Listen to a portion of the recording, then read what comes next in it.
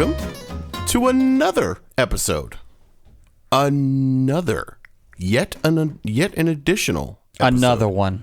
Not just any old episode, but another one. Another one. Welcome to the Casual Movie Club, episode number 30.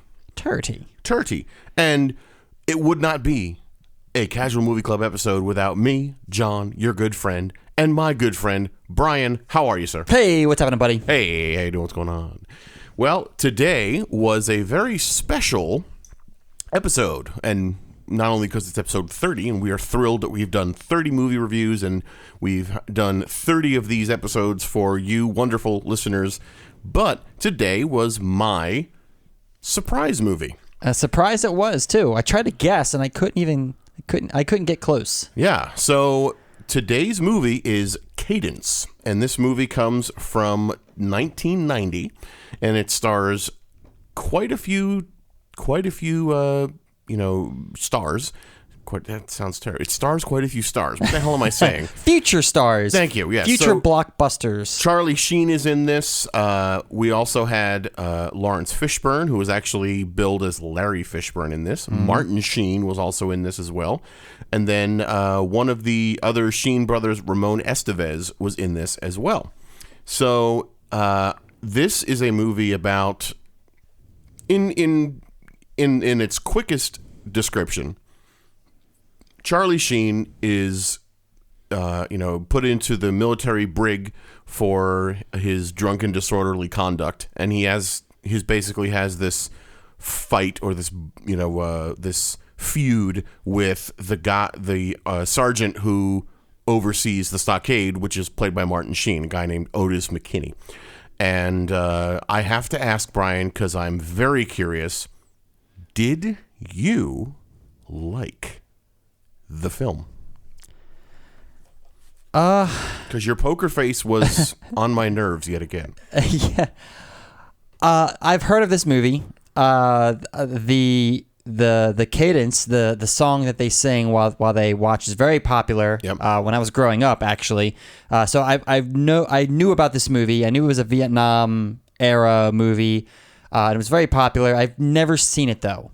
Never seen it. Okay, so until today was the first time you saw it. Today is my first time seeing it. Okay. And it was this is a movie I would recommend people to see. Yeah. And I enjoyed my viewing of it. It was fine though. I didn't hate it. Okay. I didn't hate it, but I found that this movie raised more questions than it answered. Interesting. The primary question was that kept propping into my head was, so what? Okay. Can you expound upon that? Yeah, a lot of whys also, and the first thing. So the first thing that just really stood out to me was the relationship that McKinney, the sergeant, had with Beans, Charlie Sheen. Yeah.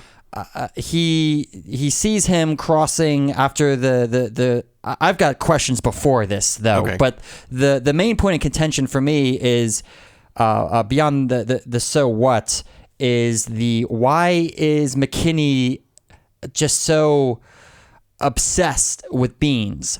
He sees him walking across the yard, being led to the prison, and he sees him outside the window. He rushes down and takes charge of it, has a conversation with him. Obviously, Charlie Sheen is just like, nah, I'm not interested. I'm here to do my time and get out. I don't respect you. I don't respect anybody. I'm for myself. I'm on my own team. Blah blah blah blah blah. And this isn't the first time that McKinney has been shown this kind of disrespect. He actually takes it in stride, brushes it off, but just the constant needling of him throughout his stay there, it didn't make sense why he gravitated towards Beans, of all people. Is it because he's white and the only white guy in the prison? Now, let me ask you this before you go on. Did you, by the end of the movie, kind of figure out why he was obsessed with it? Are you still wondering that? Because I have an answer for that. Well, it was made pretty clear, in my opinion, anyway, that McKinney saw Bean as his surrogate. It was his son, but that didn't make sense to me. Like there were plenty of other guys in that surrounded him that were the same age as Bean, doing the same. Maybe not the same job, but he had access to other soldiers, other people that same age. How could he have looked down and seen this guy walking across the yard and immediately saw, oh, there's a rebel. Oh, there's a kid that he reminds me of my son. Well, he had, his file, before he came in. So, he was reading up on him and reading up on Bean's past. I saw that. It didn't ring true to me. It was interesting. I don't know. I didn't buy it all the way. I understand it for the sake of the story, and it makes for an interesting plot. But I didn't buy it. I was looking for a deeper meaning that just the movie didn't choose to show it to me. Now, the other part of it was his time in the prison itself. He's having these relationships with these guys, and I guess McKinney just like needling him and all this was just, I guess, forcing him to be on the side of the other prisoners. But there didn't really seem to be any... There was personal growth that Bean had with his relationship with these guys, but I didn't... To what end? Now he's not so much of a rebel. Now he plays well with others. He's going off to Vietnam where he's likely going to die. I didn't. So he cultivated a relationship with these other prisoners, and he fell in step with these guys. He found common ground, but so what? I didn't see any greater message, I didn't take anything away from it. It was just like, this is a slice of this guy's life who's probably gonna die in Vietnam at the end.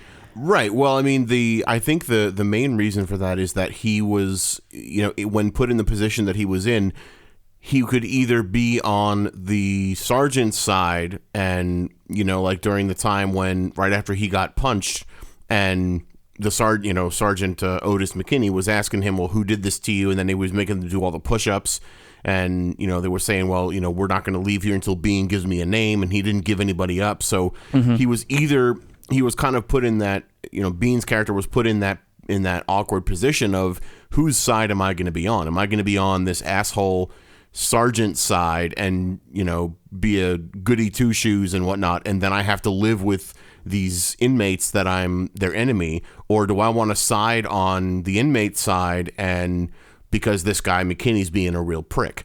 And I think there was more to it than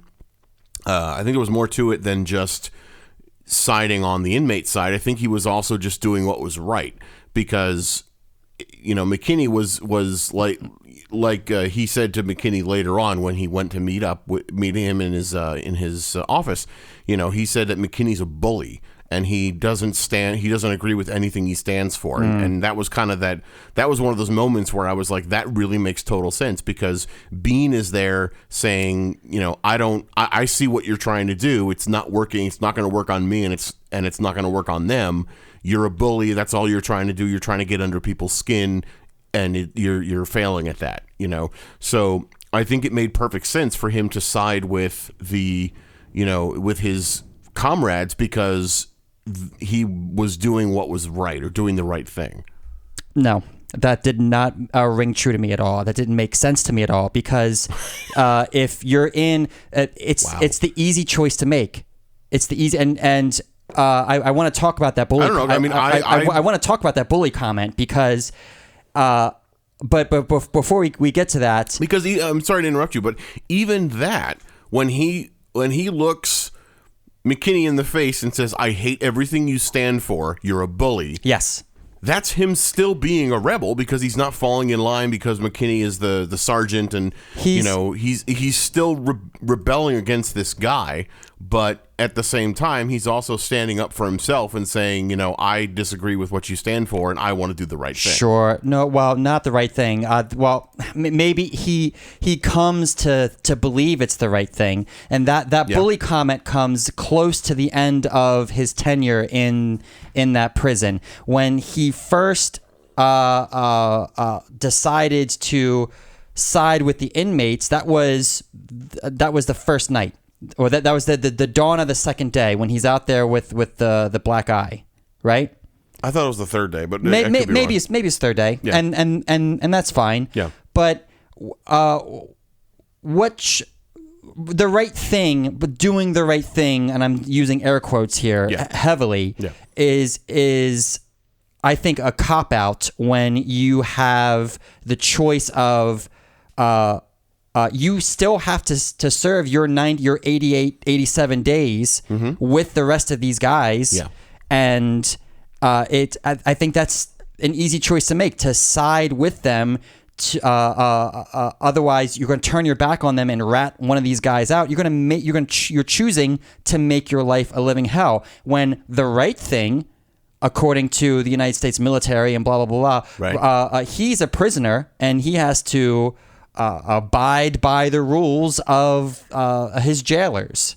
Would you agree? The military, if not anything, is an organization of rules and procedures. Sure. And these rules, maybe they're petty, maybe they're fussy, but there's a point to them, right? Sure.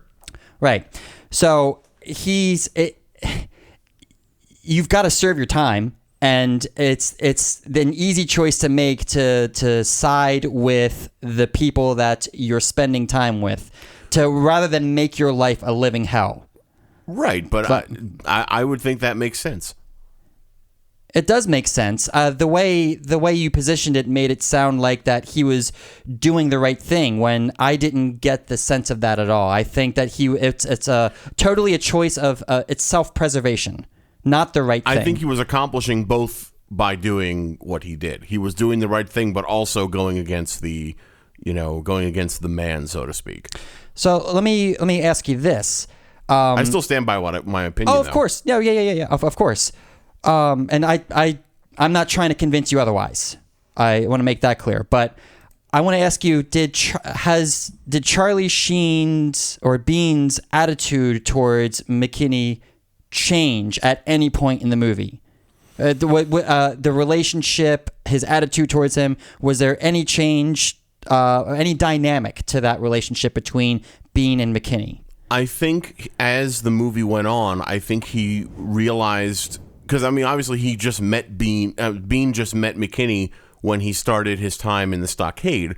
So I think that as things progressed, he got to know McKinney, and he got to see McKinney for who he was, and kind of, realized his, that he was a bully, and that he kind of saw his character and his character flaws. So I think he always was, he started out opposing, structure and opposing the law, being a rebel and all that stuff. But then as the movie went on, I think he started to oppose McKinney, because McKinney started to zero in on him for those various reasons that we talked about. Mm-hmm. So I don't think he specifically, I mean, I think he always had his character sort of traits that he stood by. I don't know that he necessarily changed. He maybe just that he viewed McKinney as, just the guy running the place, but then he started to get to know him and still had his rebelliousness towards him. Does that make sense? Like he I don't know that he changed anything as he got to know McKinney for who he was, if that makes sense. I don't think he made it personal, even though McKinney was making it personal with him. He made it personal when he called out McKinney as a bully. He didn't have to do that. He could have just kept his mouth shut, played it cool, and right. But he did that because McKinney was asking him to be his friend. And he was asking him, "Why don't you be my friend, be on my side," and so forth. And he was saying, "I can't be your friend." And McKinney asked why, and he said, "Because you're a bully, and I hate everything you stand for." Now, do you think Charlie Sheen saw a little of his father in McKinney? Maybe. Maybe. Maybe. Because the one thing I noticed in the beginning is that it seemed like Beans was forced into the military by his father and his, I will call it high school counselor. Sure, I would agree. Now, I wrote this down. His dad didn't really push back against that. Right. It was really the recommendation of the counselor. Right.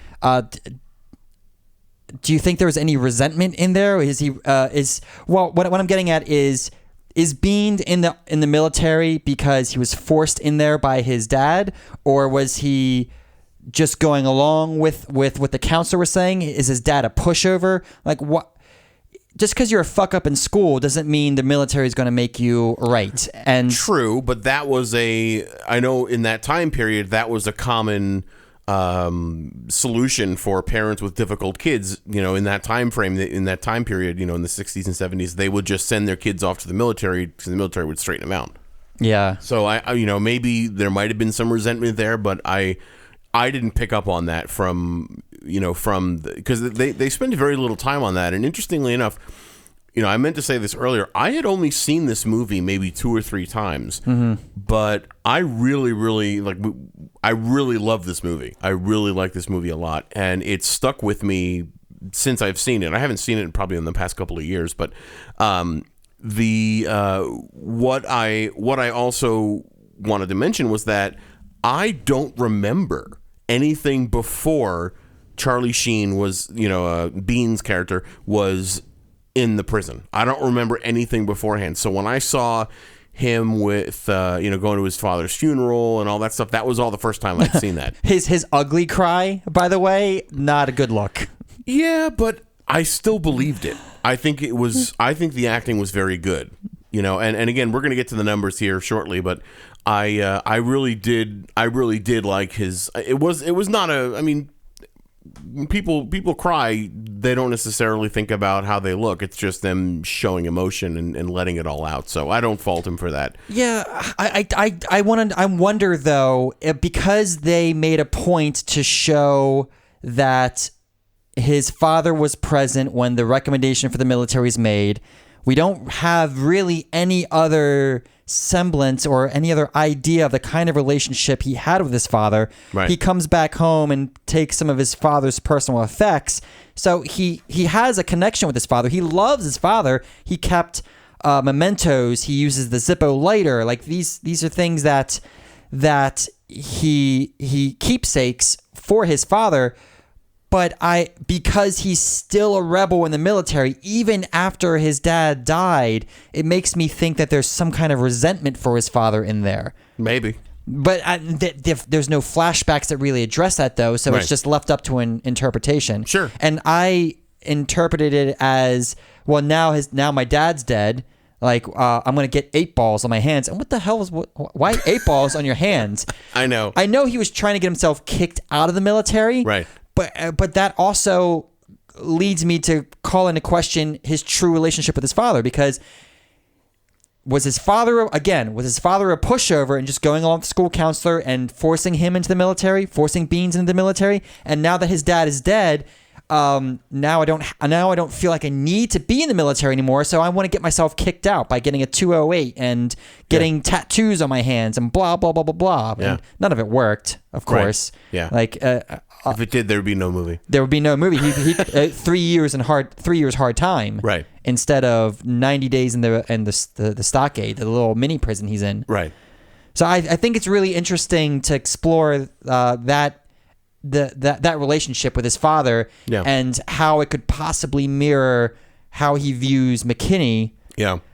But I wish they went more into the relationship with the father. Yeah, because I think that would also be a nice counterpart to McKinney's relationship with his son, and thus unanswered questions for me. Right. Yeah. And the movie was very short. It was only an hour and a half. Yeah. So I think they had some extra leeway if they wanted to show a little bit more of the backstory between McKinney and his son and Bean and his father. Yeah, they chose instead to fill that with camaraderie and him building relationships with the other prisoners, which I'm okay with. I'm okay with that if there's a point to it, and there was no. Again, so what? There was no payoff because at the end he unintentionally forsakes them and lets McKinney get off. Right. However, you later find out that and the guys, the prisoners that he roomed with, they're upset with him. They don't want to see him and everything. But then at the very end of it, like the last scene, they're doing the shuffle and they're doing the cadence. Yeah, and he's doing it with them, but they come back towards him, and they're like, "Yeah, Bean falling on the cadence." Yeah, and they start doing it, and he's doing it with them, and I think it just shows that it shows an element of forgiveness. That they realized Bean had to do what he had to do, and even when Bean talked to the lawyer after it, the lawyer was saying, you had to tell the truth because if not, it would have been perjury.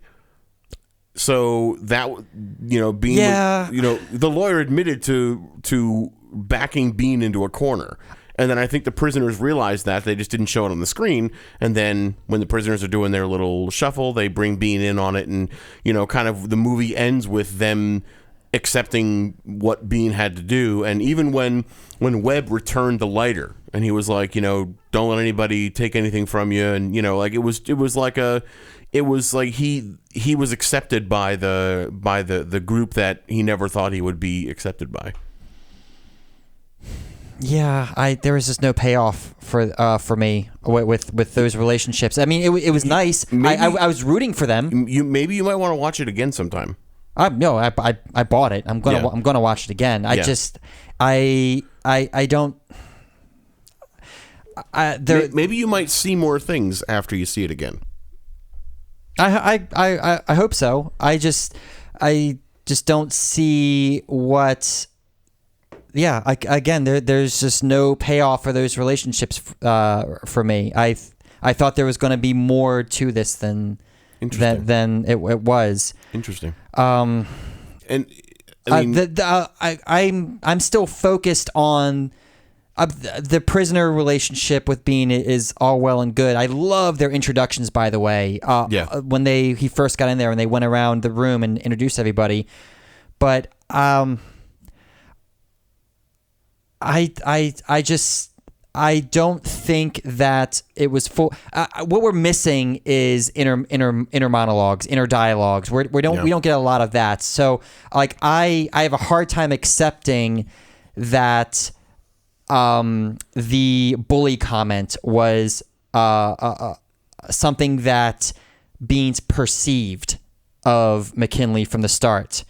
Was it assumed that did Beans assume that he was a bully on first meeting and then just bided his time until that opinion was confirmed? Or maybe he just developed that opinion over the course of the days that he saw McKinney doing his thing. And that's my problem, though, is because it wasn't, at least Charlie Sheen didn't communicate it with his acting. It wasn't communicated that his attitude toward McKinley ever changed. It was a very static relationship. Even when McKinley got drunk and came and tried to yell Bean out so he can fight him. Right. Like even before that and right after that, his attitude towards McKinley was static. It was the same all the way through. And there was no real conflict. There was tension there because I didn't know what McKinley was going to do next, what he was capable of. Right. I knew he was capable of killing one of them, and I knew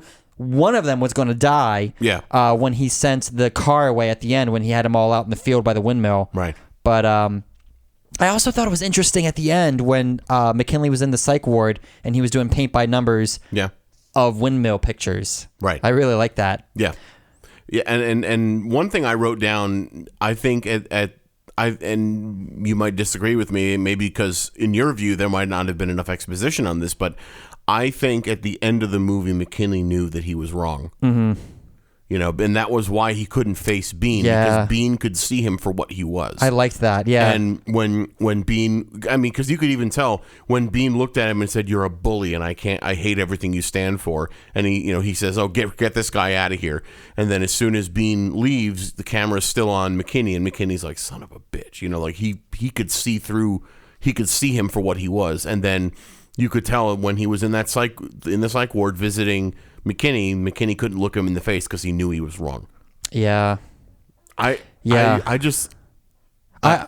think it's such a good movie. I agree. It is a good movie, and it sounds like I hated this movie. I don't hate it. I love Vietnam movies. I love war movies. I like this movie. I genuinely like this movie. Maybe my expectations were a little too high coming into it, but I'm looking for. I was looking for like a story, or I was looking for an examination of the human. I was looking for something that wasn't there, and maybe that's a failing on my part, coming in with maybe you were too high expectations. Maybe you were looking for them to maybe you were looking for the story to go a little deeper. Yeah, maybe it didn't go deep enough, and it was a little bit too much on the surface that didn't give you enough substance from.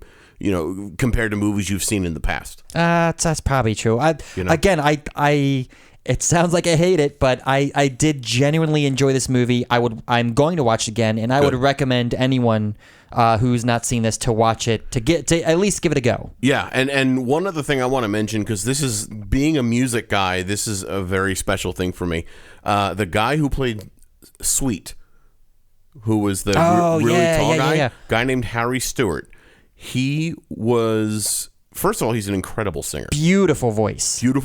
He started out as a homeless man in New York.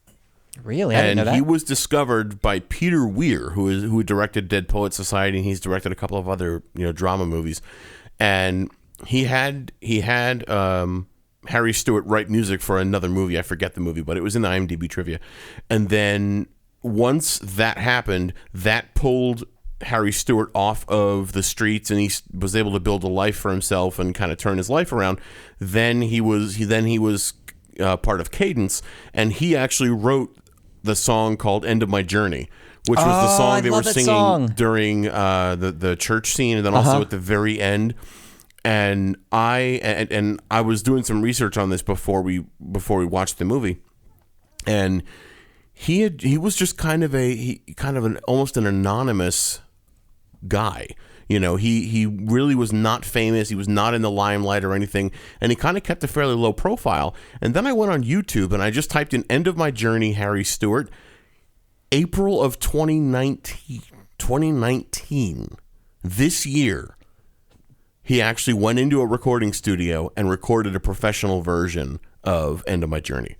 What? So literally, it's today. 30 plus years later. We're recording this podcast on July 1st, April 26th or 29th, I forget. But April of 2019 was the first time we saw Harry Stewart kind of come out of hiding and do something in a studio, and he performed it, and he sang it so beautifully, just like he did in the movie. I mean, he's much older now, so he sings it a little differently, but it's still his beautiful voice. And I highly encourage you to take a look on YouTube. Just do a search for "End of My Journey 2019, and you should see Harry Stewart's YouTube channel come up, and watch that video. It's basically just him at a piano, and it's beautiful. It's such a beautiful song, and he sings it so beautifully. Nice. That was one of the things that really compelled me to like this movie, because of just how powerful that song is and how powerfully he sings that song. And what I also really like is just the scene where they're in the gymnasium doing the church service, and the camera's kind of panning around, and there's everyone is united there. They're all singing this song together. And it's the, officers, there's prisoners in there. The prisoner, Sweet is a prisoner. He's playing the piano. So every, prisoner, officer, anything that doesn't matter, because everybody was united singing that song. So I just thought that was beautiful. Nice. Yeah. I loved his voice. I love that song. I love those simple gospel songs. Oh yeah. They're amazing. Yeah. I love it. Yeah. And on that note, shall we do some simple numbers? Let's do some simple numbers. I have my numbers down. And I mean this genuinely. I really hope your observed holes don't cloud your numbers, because I know you said you enjoyed the movie and you liked the movie. I just hope that you don't judge the movie and give it numbers based on what you thought it was lacking, because I think the movie's better than that. My numbers speak for themselves. I respect that. So on that note, when it comes to numbers, Brian, what do you think people are? What are people going to find out when they read the numbers for our? Well, stuff? Here at the Casual Movie Club, John and I, after the discussion of the movie, we talk about our personal ratings of the movie, and that is based off of a rating of out of 5 through 6 categories. The first is acting. How well did the actors convey the story? How believable were they? The next is script. How well was the dialogue written? Third is presentation, editing, and visual effects. Was there too much? Was there not enough?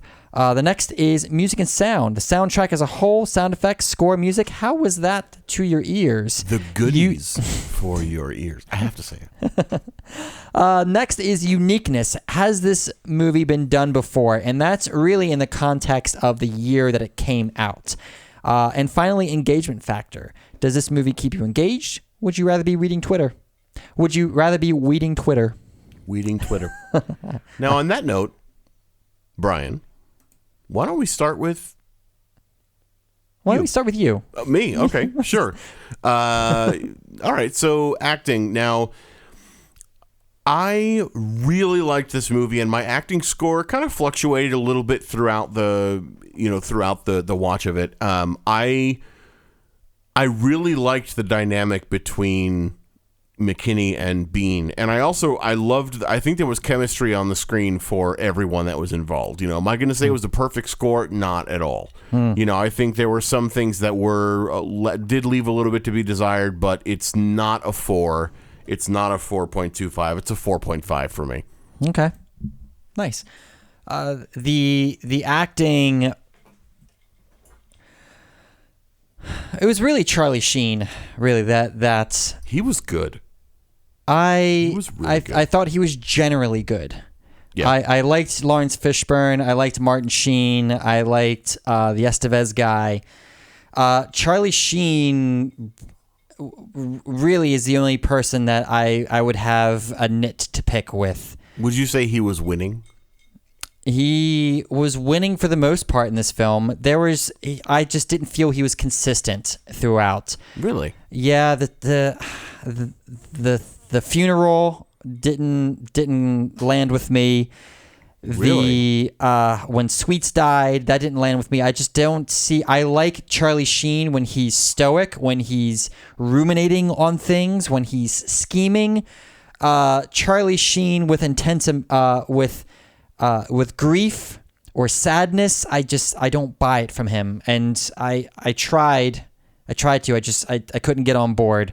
The acting besides that was generally good. The only standout performance was Larry Fishbourne. I wish there were more of him. I really do. I agree. Martin Sheen was phenomenal as well. But generally good performances all around. I scored a 3. And for the script.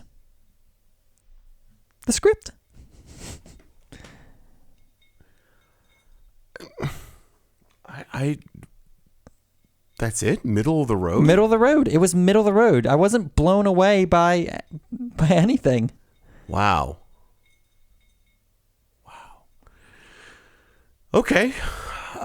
Script, go ahead. I score the script a 3.5.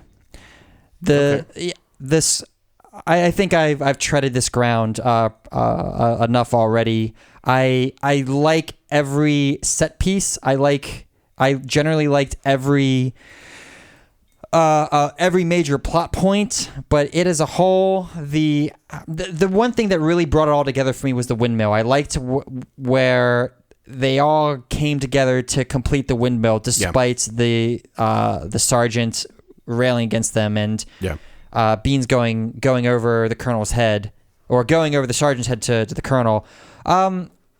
Yeah, I don't think I really need to retread this any more than I already have. I liked the script. I liked the movie. This will actually bleed into my uniqueness a little bit, but this is... I've seen a lot of this before. Yeah. So I'm sticking with a 3.5 for my script. Okay. I'm giving the script a 4 simply because I feel like the dialogue felt very natural to me, and it didn't feel like none of it felt forced. I really liked the story they were telling, and even just the delivery of those lines. It felt very natural and it felt authentic. So that was a lot of why I wanted to give the script a 4. I look very highly on this movie, and I have a feeling that even at the end of this, my number is going to be a bit higher than yours, and that's fine because that's the beauty of having two of us doing this podcast. I mean, there's really no right or wrong answer, but I really liked the script a lot more than just a 3.5. So I'm giving it a 4. It was very funny at parts. Oh, also, sure. Yeah. So presentation. To me, presentation was fine. Nothing about it offended me. I would like to see this movie remastered because it came out in 1990, but I feel like the way it looks like it came out in 1970. Yeah. So I would like to see this movie remastered, but I feel like in a way this movie has kind of fallen into obscurity. Because it's an early Charlie Sheen movie, an early, Martin. This is actually Martin Sheen directed this, so this was the first movie he ever directed. So there's a certain level of obscurity with this movie, and not many people may have even heard of it. But I'd like to see this movie kind of just cleaned up a little bit visually and auditorily. So presentation for me is going to be a 3.75 because again, nothing offended me. It was fine. It was good.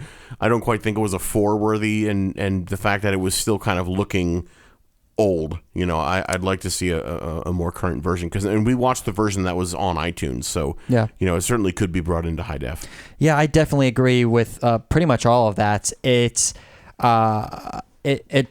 And I don't think it was a choice by the director, by the editor, by anybody for it to look the way that it did. It has a really old look to it. Even just like the title cards and everything. I mean, it looks very old. It looks 60s, 70s. Yeah. Easy. Yeah. There was a few things that did offend me, namely Why am I not surprised? The slow motion crash through the window, the slow motion to freeze frame of Charlie Sheen yelling after Sweets died. It felt out of place. It was jarring. It took me out. I was emotionally invested in that scene, and then slow-mo to freeze frame on Charlie Sheen yelling. I don't remember that. When Sweets died, remember? When Sweet died. He was shot in the head. Right. And Charlie Sheen raises up. Everybody's gathered around the body, just crying, and then Charlie Sheen raises his head up and yells, and it freeze frames. I don't remember. I gotta look at it again. I don't remember that. When we're done, I thought they just kind of faded to white and then went to something else. But I don't remember it being a slow motion. But it was a slow motion freeze frame. Please believe. All right. I would actually like to rewatch that with you, but we'll do that offline. Yeah. To my numbers, presentation. Otherwise, I echo pretty much everything else you've said. Middle of the road, nothing really offensive other than the things I just named. I give the presentation a 3. Okay. All right. And while you're on the subject of the hot seat, music and sound, what do you think? Loved it. I was in a very militaristic marching band in high school, and I played a lot of John Sousa. Yep. So I'm very familiar with all the marches they played, especially like the Thunderer. Yes. When they were practicing the cadence. Yeah. The gospel music in the church scene, phenomenal. Yeah. Loved it. Despite my gripes earlier on some of like the choices of a slow-mo and the bar scene especially was offensive to me presentation-wise, but the music and sound effects in that scene were pretty great. Even him crashing through the window I thought was pretty well done. Dialogue really well mixed. I can't say enough about the soundtrack. Soundtrack was great. So for all of that, I score music and sound a 1. Just kidding. It's a 4. Just a 4? It's a 4. It's not perfect. But okay. I liked it a lot. I agree with most of that. That song "End of My Journey" really resonated for me, and even to the point where when I first saw the movie, I actually went and recorded it, because when I first saw this movie, I didn't have internet or the computer or anything. I held a tape recorder up to the TV and recorded the song so I could listen to it again and again. Nice. Because I love that song and that performance. That's cool. I had never heard of the person who wrote the music to this, that George Delarue. I've never heard of him. I don't know anything else he's done. I haven't looked him up because, this is Catch Movie Club. We don't do internet research. Yeah, we don't fact check. But for being a no-name composer, I really liked the scoring to this. I'm going to actually give it a 4.75. All right. Because I can't give it a perfect score because it wasn't perfect, but it was damn close. It all matches. Yeah. Uniqueness. Now, the uniqueness of this, I think it's not unique because and even in the IMDb trivia, it mentions a handful of military movies that were done throughout the 80s and early 90s. It was like military movies were like a thing. It was like a fad. And not just military movies, Vietnam movies. Right. So, and there's even a musical of this, the movie musical Hair actually ends with soldiers going off to Vietnam. So, this was not a new concept. And the whole idea of battling the man, battling a jailer kind of thing, the team camaraderie, starting as an outsider, coming in and being accepted as one of them, it's not a unique thing. But the comparison and the use of music and everything in there, I'm going to give the uniqueness a 3.5. Have you ever seen the movie Platoon? No. Charlie Sheen. Oh, yeah? Sorry, Charlie Sheen. After seeing this movie, I like to think that the very next scene of the end of Cadence is the beginning of Platoon. Oh, where interesting. Charlie Sheen comes out fresh-faced into the shit. Wow. And that's a really good movie. Nice. I'll have to put that on the list. We should put that on the list. Yeah.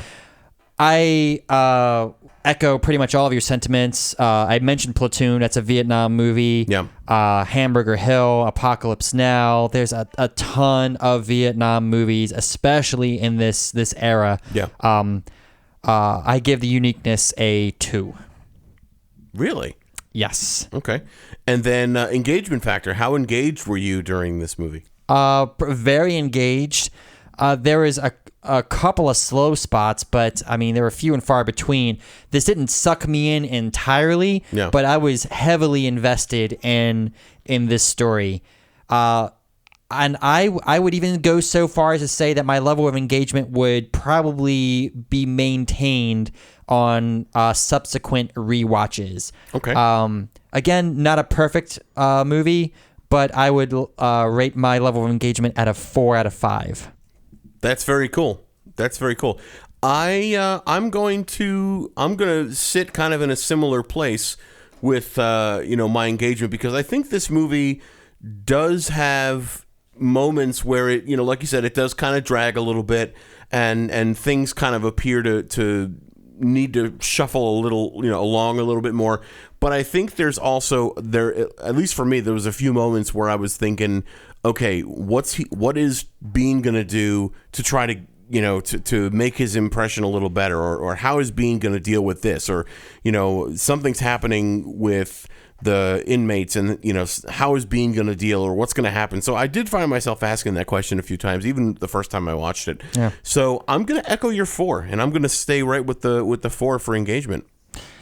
Looking over my scores one more time, I have a 3, 3.5, 3, 4, 2, 4. Would you like to invoke a take backsies?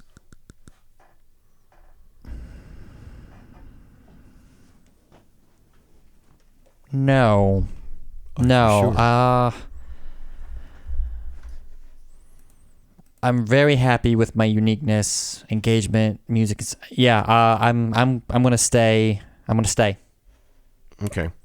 I mean, I keep coming back to the music. I mean, I know I've given it a 4.75.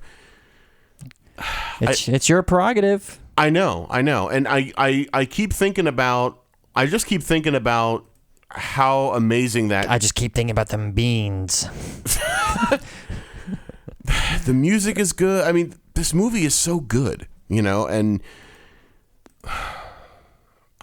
I'm so torn. It's not overly unique. It's not. The presentation was okay. I really. Oh man. I think I'm gonna have to. I can't give the music and sound a 5 because it wasn't perfect. What is perfection? Yeah, exactly. It's a concept in our hearts and souls that we recognize when we see it, but we can't describe it.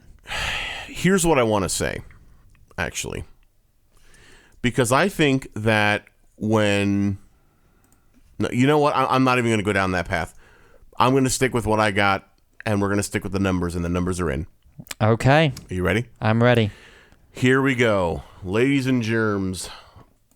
Kids of all ages. You sound labored. You sound like you're not happy with the totals. I'm not because I'm really not.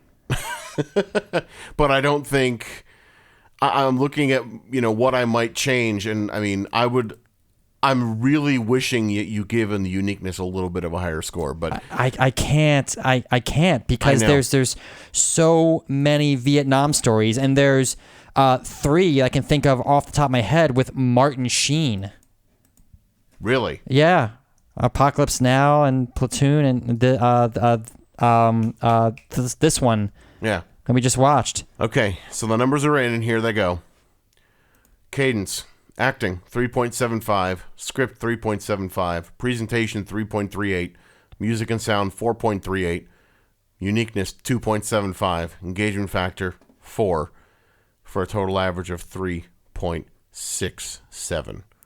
3.67. Which basically means Dennis the Menace is a higher ranking movie than this. Which I vehemently disagree with. I do too. I disagree with that. Cadence is obviously better than Dennis the fucking Menace. Right. Hell, Batman's better than Dennis the Menace. Right. But I'm looking at, Dennis the Menace was the first movie we ever did. Yeah. And we gave Dennis the Menace a 4.5 on presentation. We were 4.5 on music and sound, 3.25 on engagement, 3.75 on uniqueness. We were generous. It was our first movie. We didn't know what the hell we were doing. We didn't know what we were doing. No. So the numbers are in. The numbers are in, and I don't like them. I don't like them either. I don't like the total number, I should say. No, and that's what determines where it lives on our leaderboard. But, I think we may need to have a conversation offline. It makes for an interesting list. Right, but I think we need to have a conversation offline. Okay. All right. But anyway, that is the numbers. Those are the numbers. Be they what they are. And next week, we're going to have another movie, which I don't know what it is, but Brian might. I do, actually. It's between 3. Okay. 3 movies, and I'm going to narrow it down probably tonight. Okay. Cool. So yeah, next week is Brian's surprise movie, so that's going to be fun and interesting, and hopefully not something that'll put me to sleep. But we'll see what happens, and so will you guys. And if you want to see what happens a day sooner, you can do so by joining our Patreon for $5 or more per month. And anything you can give us certainly will help keep the podcast going, keep the lights on, so to speak. But if you want to join our Patreon, click on the Patreon button on our website, casualmovieclub.com. You can also see all the different places that our podcast can be listened to, places like Apple Podcasts, Google Play, TuneIn, Stitcher, YouTube, Spotify, iHeartRadio, and of course, now, Radio Public. So we hope you guys are enjoying our podcast on whatever platform you listen to. Please leave us a review as well on whatever platform you like. We'd love to hear back from you. And if you want to email us, you can, casualmovieclub@hotmail.com. You can even give us a call at 402 882-2742. You can even tweet us or Instagram us at Casual Movie Club. If you buy some of our merchandise that you can get on our website, please post some pictures up on Instagram and or Twitter. Tag us, let us know. We would love to see them, and we will certainly give you a shout out next episode. So, Brian, do you have anything you want to add? No, I think I'm good. I'm excited for next week. I'm curious for next week, and yeah. So on that note, have a good one. All right, bye.